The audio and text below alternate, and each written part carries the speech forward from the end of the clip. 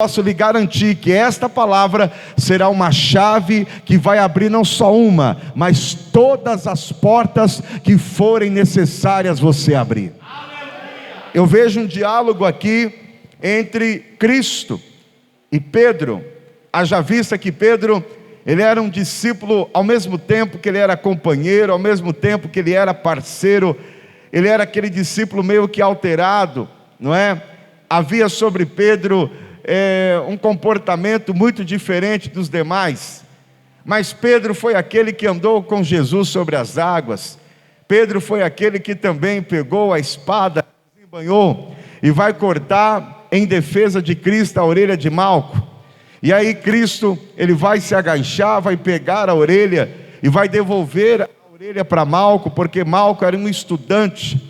Ele estava sendo preparado para ser sacerdote, e naquela ocasião um sacerdote não poderia ter nenhum defeito físico, e ele sem orelha perderia então todas as suas chances para ser um sacerdote reconhecido naquela ocasião.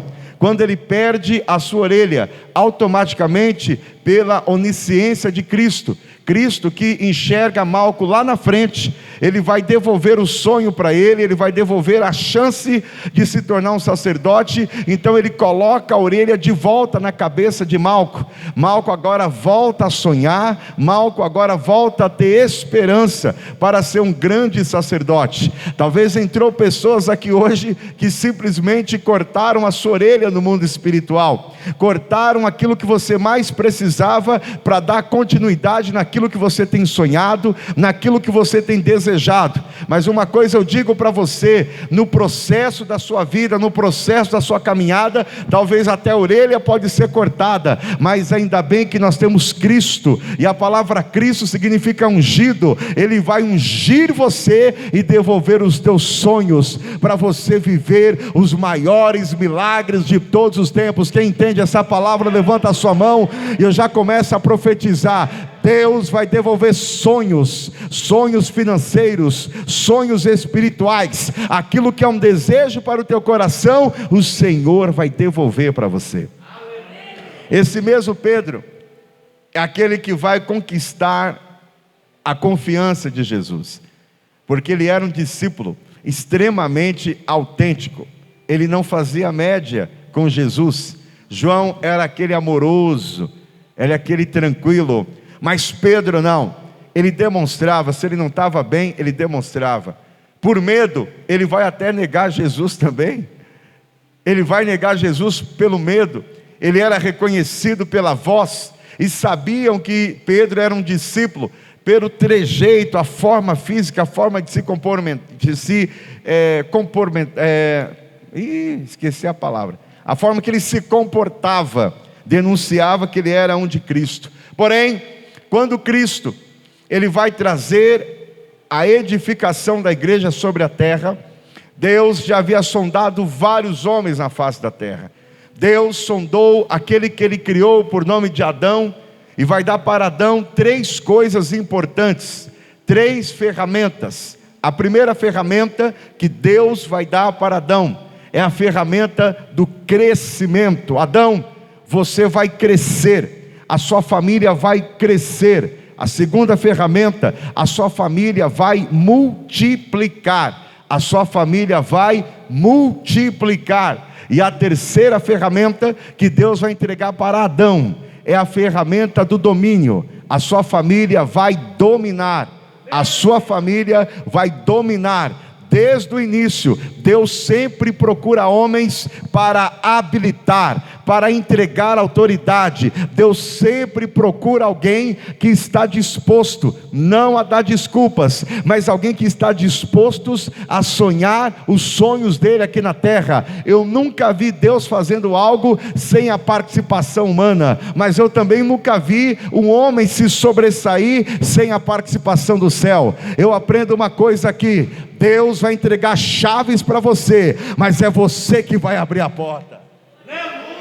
Deus vai te dar chaves aqui, mas é você que vai ter que colocar a chave e abrir a porta que você deseja. Tem que haver a sua participação. Mas o período de Adão terminou. Deus então vai levantar Noé, Noé agora, ele vai pregar no período em que o povo estava completamente dormindo. O povo estava vivendo aquele momento crucial da prosperidade na terra. Eles faziam festa, davam em casamento, e Deus estava vendo toda aquela situação, e o pecado dominava a terra. Então Deus vai dar uma ordem direta para Noé, e a ordem direta é: você vai construir uma arca. Imagine você um homem que não tinha habilidade para lidar com madeira, um homem que não tinha habilidade para lidar em nenhum tipo de construção à base de madeira, mas ele vai acatar, ele vai receber aquela ordem, e ele vai desenvolver a construção de uma arca. Ele vai analisar o tipo de madeira, ele vai separar betumes, ele vai separar todos os elementos para a construção daquela arca, e ele dividia a construção da arca com a pregação, ele dividia a construção da arca com o alerta. Eu percebo aqui que Deus não vai escolher pessoas capacitadas, mas Deus vai capacitar quem Ele escolhe. Noé não era capacitado para construir arca, mas ele era um escolhido. Levanta a sua mão. Talvez você está perdido diante da situação que está acontecendo à sua volta. Você não sabe como resolver, você não sabe que caminho, você não sabe que norte, você não sabe que alvo, mas se Deus escolheu você, Ele vai te capacitar. Os primeiros a verem isso, os da sua casa, a sua família. O segundo, os seus vizinhos. Terceiro, os seus amigos. Quarto, aqueles que frequentam o mesmo local de igreja de você. Todos vão ver que você é um escolhido do Senhor, porque uma unção de capacidade vai descer sobre a sua vida. Aquele grito de glória por sua conta, e aplauda o nome do Senhor aí. Oh, aleluia! Você conhece o final da história, e Deus foi levantando vários homens, para que aquilo que era um desejo dele acontecesse. Por fim, chegou o tempo em que Cristo teve que vir na terra. Todas as tentativas de Deus, não posso dizer que foram frustradas, porque Deus, Ele não se frustra. Deus desconhece a palavra frustração. Deus, Ele é aquele que através dos problemas nos ensina a tirar lições. Então todas as tentativas de Deus com o ser humano se tornou lições para Ele não, porque Ele já é onisciente, Ele sabe de tudo. Lições para nós que viria no futuro. Ele deixaria todas as frustrações e erros humanos parar nas páginas de uma Bíblia, para que eu e você pudesse extrair essas lições e não cometer os mesmos erros e fortalecer os acertos. Quem entende isso, diga glória a Deus. Então para de se culpar pelos erros que você cometeu no passado. Pare de chorar pela porta que estava fechada. Não se julgue pequeno porque uma porta não se abriu para você. Escuta, se aquela porta não abriu para você, não é porque você é pequeno para aquela porta. Pelo contrário, é a porta que é pequena demais para a capacidade que Deus vai te dar. Se uma porta se fecha aqui, uma outra vai abrir ali, porque você é um escolhido, e quem é escolhido, aonde você estiver, as portas vão se abrir. Quem toma posse dessa palavra? Então Deus vai enviar Jesus, vai passar o período de crescimento, e agora Jesus está prestes a entrar para a história de um grande revolucionário. E no versículo de número 13, eu vou ver aqui Pedro pronto, eu vou ver agora Pedro preparado, ao ponto de discursar. Eu entendo que Pedro só pôde discursar porque ele conhecia muito bem o mestre que ele vivia. Eu quero dizer uma coisa para você, que o nosso sucesso não está apenas naquilo que a gente lê, não está apenas naquilo que a gente assiste, mas o nosso sucesso é se submeter a líderes, o nosso sucesso é ter liderança, o nosso sucesso é aprender com aqueles que já têm uma bagagem, que já passaram por situações que talvez nós não passamos ainda. Por isso que quando Pedro, cheio de experiência, vai discursar, os céus já estavam olhando para Pedro, e Deus já havia planejado que ele faria uma obra revolucionária na vida de Pedro. Verso 13: chegando Jesus à região de Cesareia de Filipe, perguntou aos seus discípulos: quem dizem os homens ser o Filho do Homem? Respondeu-lhe: uns dizem João Batista, outros Elias, e outros Jeremias, ou um dos profetas. Perguntou-lhes ele: e vós, quem dizeis que eu sou? Simão Pedro respondeu: tu és o Cristo, o Filho do Deus vivo. Pedro sabia qual era a identidade do seu mestre. Pedro poderia se bandear, caminhar com Caifás, poderia caminhar com Herodes, poderia caminhar com os amigos até de Judas. Pedro poderia se destacar no meio de várias pessoas e criar até uma outra vertente, ou uma terceira linha da religião, por ele conhecer a Cristo. Mas ele preferiu ser servo, ele preferiu ser um aprendiz, e Jesus estava olhando para ele. Escuta uma coisa: Deus não vai entregar a chave em qualquer mão. Ele vai entregar a chave para quem é responsável. Ele vai entregar a chave para quem não vai perder. Ele vai entregar a chave para quem saiba usar. Escuta, talvez a promessa que você recebeu ainda não se cumpriu. O erro não está no profeta, o erro não está em Deus. O erro talvez falta a habilidade para você usar a chave correta. A ansiedade faz que você tropece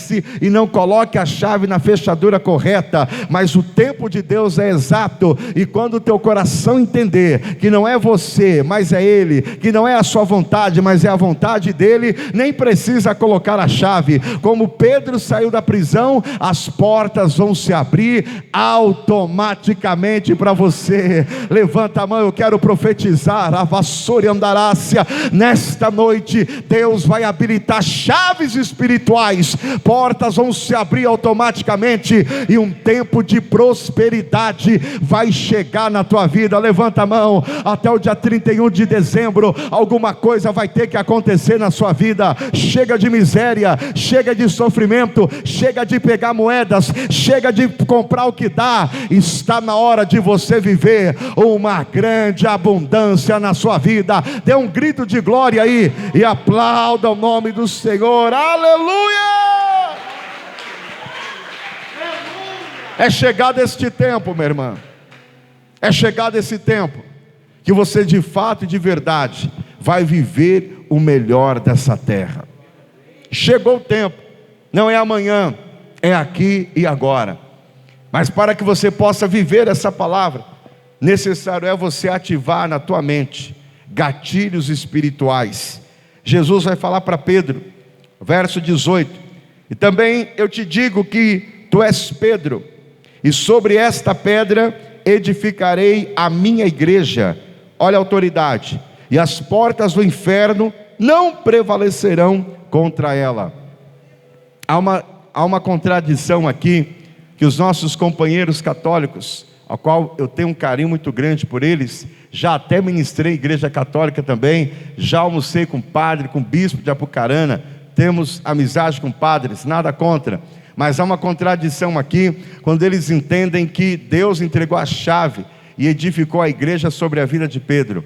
Quando Cristo está dizendo: Pedro, tu és pedra, está dizendo que ele era Petrus. Petrus, traduzindo, significa pedrinha. Então ele vai dizer assim: Pedro, tu és pedra, tu és pedrinha, tu és Petro, mas sobre a rocha, sobre a pedra de esquina que sou eu, edificarei a minha igreja, e as portas do inferno não vão prevalecer. Em outras palavras, Pedro estava sendo testemunha de uma grande revolução que estaria acontecendo sobre a igreja. Escuta, o Senhor não te chamou apenas para ouvir testemunhos, mas o Senhor te chamou para ser o próprio testemunho dele aqui na terra. Levanta a mão direita para receber de novo. Aonde você mora, aonde você frequenta, aonde você circula, você será testemunho vivo, que o Senhor abre portas, que o Senhor prospera, que em tempo de crise você alcança milagres, mesmo diante da calamidade você é honrado, porque Cristo escolheu você para ser um grande exemplo nessa terra. Dá um aplauso poderoso a Ele aí. Oh, aleluia! Escuta uma coisa importante. Existe algo que é muito fundamental para qualquer pessoa ser abençoada nessa terra. Eu sou fruto disso. E esse algo se chama palavra. A palavra, ela vai habilitar e ela vai desabilitar coisas na nossa vida. Há bênçãos que elas surgem na nossa vida por causa de uma palavra. E há situações que nós perdemos também por causa da palavra. Por isso que ele diz exatamente na parte B: tudo o que é ligado na terra é ligado nos céus, e tudo que é desligado na terra será desligado nos céus. Chaves espirituais estão guardadas aqui, através da palavra. Eu pregava esses dias na cidade de Mandaguaçu, no 9º congresso de um ministério lá, e o texto que Deus me entrega foi o diálogo que Salomão teve com Deus, quando ele foi levado em sonho. E aqui começa os segredos para a prosperidade, apóstolo Denis. Salomão, ele tinha sacrificado, ele tinha levado até o altar as suas ofertas, ele tinha levado para o altar aquilo que era para ele um sacrifício. Salomão, após ter ofertado, após ter sacrificado, ele vai ter um sono, e naquele sono, o texto vai dizer que Deus visita ele. Lá no livro de 1 Reis vai dizer que Deus visita Salomão. Mas antes do Senhor visitar Salomão, o que ele teve que fazer? Teve que Então, depois do sacrifício, vem a resposta de Deus. Depois do sacrifício, vem a direção de Deus. Depois do sacrifício, vem a resposta de Deus. Parafraseando o que eu estou pregando, pastor Valdeir subiu naquele altar e contou um pequeno testemunho da vida de Abraão. Abraão está ao pé do monte Moriá, e ele vai dizer para os seus senhores: ficai-vos aqui, subiremos, olha a chave, adoraremos e depois desceremos. O que aconteceu? Abraão subiu. Na hora que ele foi sacrificar, Deus preparou o cordeiro para ele. Mas primeiro ele teve que preparar o altar e ter o seu filho como sacrifício. Eu nunca vi na história bíblica o Senhor responder se não tiver sacrifício. Nós precisamos sacrificar, acordar cedo, precisamos sacrificar, orar, ler a Bíblia, jejuar, precisamos ter a nossa vida espiritual em dia, temer a Deus, se desviar do mal, fugir da aparência do mal, ser dizimista, ser ofertante, ser adorador. Nós precisamos sacrificar a carne, precisamos honrar a Deus. Depois do sacrifício vem a visita de Deus. Olha para mim, escuta. Quando Salomão cai no sono, Deus apareceu para ele. Ele aprendeu isso com o seu pai Davi. Davi, ele era preocupado com a presença. Davi, ele era preocupado com a arca. Davi, ele era preocupado em adorar. Ele era preocupado em oferecer sacrifícios, ao ponto que quando Deus visita Salomão, e Salomão vai dialogar com Deus, dizendo dos cuidados que ele deveria ter com aquele povo, Deus diz para ele: olha, Salomão, pedes o que queres, e eu te darei. Salomão, antes de pedir, ele vai ressaltar: olha, tu foi com meu pai Davi. Davi foi um homem grande sobre a face da terra. Ele vai pedir que o Senhor me dê discernimento para julgar todo esse povo, porque é um povo múltiplo, é um povo grande. O que Deus falou para Adão lá atrás? Que a família dele iria crescer, multiplicar e dominar. Salomão também tinha isso em mente, e ele fala: é uma multidão de pessoas, então ele precisava de um espírito diferenciado. E Deus vai falar para ele: olha, Salomão, como você não pediu riqueza, não pediu longevidade de vida, eu vos darei o conhecimento, e até o que você não me pediu, eu vou te dar. Pegou a palavra aí? Salomão, ele soube usar a palavra, ele soube usar a palavra certa. A palavra que Salomão falou para Deus, habilitou em Deus o desejo de o abençoar, o desejo de derramar uma porção grande. Escuta, todas as vezes que eu uso a palavra certa, eu estou mexendo com o coração de Deus. E se tem alguém que pode abençoar, esse alguém é Deus. Ele sabe o que você precisa, e até o que não precisa, com a palavra certa, Ele entrega para você. Levanta a sua mão. Eu quero ministrar sobre 7 pessoas aqui hoje. Até o que você não pediu, você vai receber, porque Deus está habilitando dentro de você uma chave chamada sabedoria, e com a sabedoria você vai atrair toda sorte de bênçãos para a sua vida. Pode ter certeza que eu vejo prateleiras sendo preenchidas, eu vejo estoque, eu vejo logística, alagaceria, mantoqueia, saio. Há pessoas aqui que vão estocar milagres, vão estocar provisões, porque Deus está se agradando da tua palavra. Quem não recebe, olha para mim, mas quem recebe, dá um grito de glória, faz alguma coisa, dá uma aleluia, porque Deus está habilitando dentro de você o espírito de abundância. Aplauda Ele aí. Oh, alagache.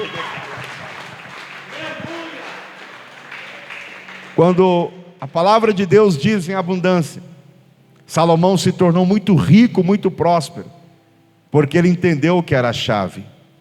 A chave era a palavra, pastor Valdeir, a palavra certa, no momento certo.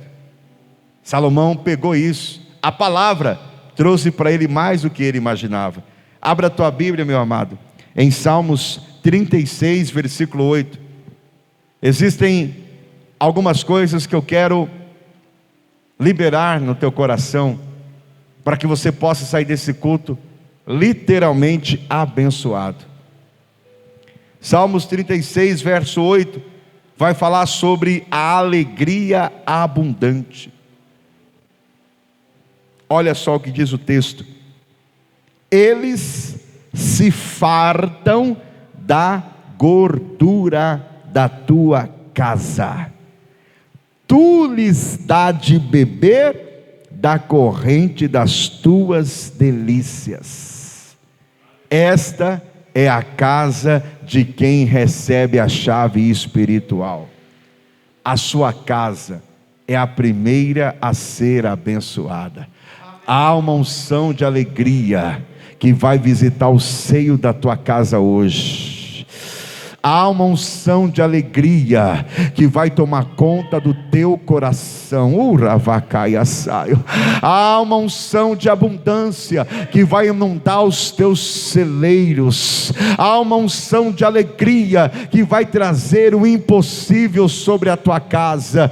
Porque quando Pedro, ele entende o que é essa chave, Pedro agora vai ter um coração voltado para almas. Ele vai ter um coração voltado para a fé, ele vai ter um coração voltado para o altar. E quando eu entendo isso, quando eu entendo e alinho a minha vida com o altar com a minha vida no altar, logo o que é meu é de Deus, o que Deus é de mim. Quem entendeu, diga glória a Deus. Quando você coloca a tua casa à disposição de Deus, o de Deus vem para a tua casa, e o que é da tua casa vem parar no altar. Levanta a tua mão. Eu declaro abundância de alegria sobre a tua casa.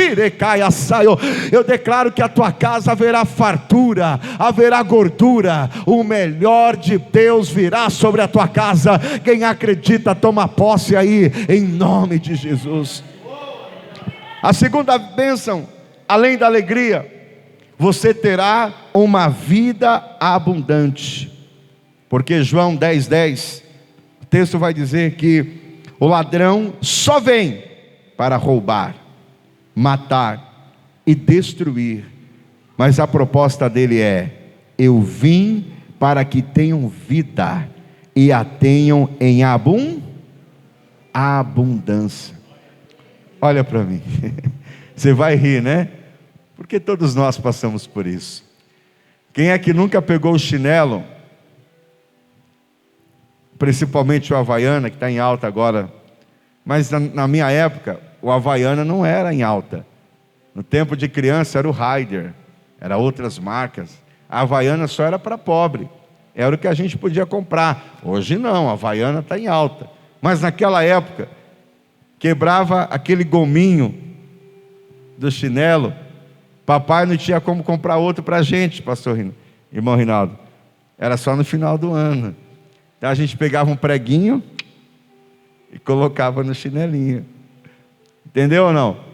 Quebrava uma xícara, alguma coisa, pegava um Super Bonder ou Durepox e colava direitinho, devolvia a xícara no lugar. A gente remendava as coisas da melhor maneira possível. Era assim. O tempo da dificuldade, o tempo da seca, o tempo em que nós passávamos, é um período muito difícil para nós. E hoje o tempo passou, muitas coisas se facilitou, mas ainda existem pessoas que ela vai tomar banho, ela pega o shampoo, aí ela pega a água do chuveiro, coloca dentro do shampoo, que é para render mais, que é para durar um pouquinho mais. Aí você chega lá no mercado, você fica olhando o preço. Esse aqui é o que eu gosto, mas está tão caro. Vou comprar aquele ali. Aí a irmã vai usar aquele shampoo contra a vontade dela. Ela olha no espelho, puxa vida, que shampoo ruim, hein? Olha o meu cabelo, como é que ficou. Não é assim? E aí você pega aquele shampoo, dá vontade de jogar fora. Não, mas pagamos por ele, vamos usar até o final. Que sofrimento, não é? Quando a dificuldade bate na casa e a gente tem que colocar água dentro do shampoo. Ou então tem aquele jogo de xícara, tem aquele jogo de talher, tem aquele jogo de pratos, mas só usa quando chega alguém de fora. Às vezes o jovem tem aquele desejo de pegar aquele copo bonitinho. Opa, esse aí não, só quando chegar a visita, guarda lá. Sabe qual é a proposta de Deus, irmão? Sabe qual é a proposta de Deus para quem está nessa campanha da chave hoje? Ele pediu, o tema hoje é finanças. Então eu estou no espírito aqui, diga glória a Deus. Sabe o que Deus coloca no meu coração? Usa aquele shampoo até o final. Se você não usar até o final, não vai ter outro novo, diga glória a Deus. Quebrou, troca, para vir coisas novas para a tua vida. Para de remendar, para de dar um jeitinho brasileiro. Se quebrou, vai vir coisas novas para você. Comece a se acostumar com aquilo que é bom, comece a se acostumar com aquilo que é novo, porque a partir de hoje eu estou habilitando, eu repito, eu tenho autoridade espiritual para te falar, não vai acabar. Se terminar o shampoo, vai vir um novo. Se quebrar aquele talher novo, vai vir um outro. Mas para de deixar para amanhã, começa a viver o aqui, começa a viver o agora. Deus tem abundância para a tua casa, Deus tem abundância para a tua família, Deus tem abundância. Quem quebra, quem rouba, quem furta é Satanás, mas o Senhor tem vida, e vida abundante. Pode aplaudir a Ele. Vai vir sapato novo, vai vir roupa nova. Então usufrua daquilo que você já tem. Usa. Quem entendeu, diga amém. Usa, não dá um jeitinho. Terminou, Deus vai dar mais. Quem entendeu, diga amém.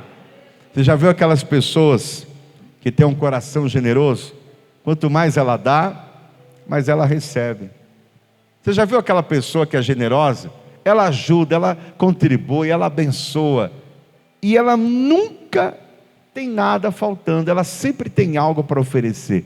Porque você já viu uma cachoeira ficar devendo água? Não, é de manhã, é à tarde, é à noite, de madrugada, a cachoeira está jorrando água. Quem entendeu, diga amém. Porque só pode dar aquilo que tem. A cachoeira foi criada para jorrar água 24 horas. Se você adorar, você vai atrair a abundância de Deus sobre a sua vida. Dá um grito de glória. Para terminar, o Senhor é aquele que nos dá poder abundante. Efésios capítulo 3, versículo 20, está dizendo: ora, aquele que é poderoso para fazer tudo muito mais, abundantemente, além daquilo que pedimos ou pensamos, segundo o poder que em nós opera. Agora eu te pergunto, esse Deus é ilimitado? esse Deus é pequeno? Não. Talvez o Espírito que age em nós nos faz entender que Ele é pequeno, porque Ele opera segundo o Espírito que está em nós. Se o Espírito que está em nós acredita que Deus é grande, Deus vai se manifestar grande. Aleluia. Esses dias eu levei uma lapada, irmão. Eu tenho andado nesses dias de combustível alto com o carro da patroa aí, né? E o meu está lá na garagem. Não, senhor, automático, já viu, né? Meu carro é convertido, está comigo, vai fazer 3 anos, convertido, irmão, batizado, porque eu já viajei na chuva com ele, mas ele ainda tem um vício da bebida, irmão. E quando ele vê um posto, dá uma recaída nele, que eu tenho que puxar para fora, ele quer entrar no posto. O posto é igual um bar para ele, ele é viciado no posto de gasolina. Mas sabe que eu estava, depois de ontem eu levei uma lapada, estava no centro de Apucarana, e a minha esposa ficou no carro, eu fui falar com uma pessoa e vi um empresário lá sentado. E aí eu fui lá conversar com esse empresário, aí ele pegou e falou para mim, eu estou aqui esperando meu motorista. Eu falei, por que meu motorista? É porque eu tenho uma frota de carro aí, e agora eu estou andando de carona com os meus motoristas. Rapaz, eu estou gastando R$7.000 com combustível. Eu falei, quanto? 7 mil. Eu falei, meu Deus do céu, eu tenho que parar de chorar, irmão. Eu não tiro o meu carro da garagem, irmão. E o homem gasta 7 mil só com combustível. Se ele gasta 7 mil com combustível, a empresa deve girar em torno de 50 mil, porque ele trabalha com publicidade. Quem entendeu, diga amém. Quanto mais você tem medo, mais a situação se agrava. Mas quando você aprende a lidar com a situação, Deus vai acrescentando, Deus vai te dando. Nós temos que abrir a nossa mente. Deus deu o poder. Então a abundância, Diácono Rinaldo, não é conquistada, ela é determinada. Nós temos que aprender a determinar. Esse mês é essa meta, esse mês eu vou chegar no meu patrão, esse mês vai acontecer algo. Nós precisamos determinar, porque a Bíblia diz, aquele que é poderoso para fazer tudo muito mais abundante, além daquilo que pedimos ou pensamos. Foi o que aconteceu com Salomão. Ele não pediu, Deus resolveu dar a ele. Levanta a mão. Deus vai resolver também abençoar você. Abra os caminhos em nome de Jesus. Prepara estoque, prepara o teu celeiro, porque vai vir abundância sobre a sua vida. Eu declaro sobre as suas finanças, esta chave já está descendo nas tuas mãos. O poder da realização está sobre a sua vida. Se prepare para viver os maiores tempos de realizações da sua vida. Aplauda a Ele e toma posse dessa palavra. Oh, aleluia. Fica de pé no seu lugar. Aleluia.